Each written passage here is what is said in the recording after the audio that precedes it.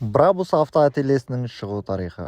Германия, Ботруп қаласы, 1977 жылы кәсіпкер Бодо Бошман және де Клаус Бракман екеуі бірігіп ашады. Алғашында бұл Брабус автоательесі Мерседес автокөліктерін алып сатумен айналысады. Уақыты келе Бошман серіктесінен барлық акцияны сатып алып, жалғыз иегері атануды шешеді. Бошман басында Мерседес автокөліктерін сатып жүріп, сатылымның санын көбейту үшін Мерседес автокөліктеріне аэродинамикалық обвестерді қолдан жасауды ұйғарады. Инженерлермен бірге отырып, күні-түні эскиздарын сызып, салып, аэродинамический стендқа салып, өздерінің обвестерін тексере бастайды. Ал Брабус компаниясының алғашқы жеңістігі Mercedes-Benz 201 кузовында 1985 жылы 5 кубтық 250 ат күші бар моторды салып, ел арасында Ас Кобра атауымен таныла бастайды. Ал бір жыл өткеннен кейін 1986 жылы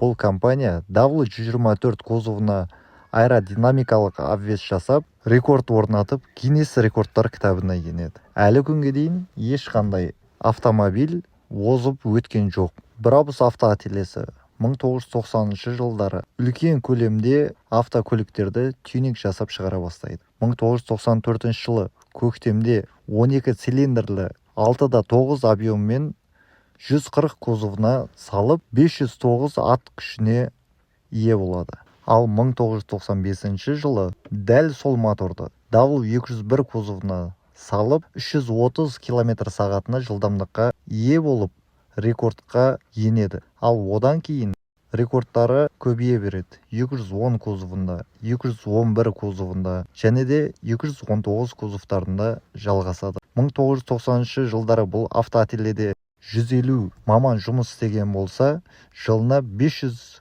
автокөлік тюнинг жасап шығарып отырған. Ал қазіргі таңда Ботруп қаласында Брабус автоательесінде кішкене филиалы бар, Smart Brabus деген.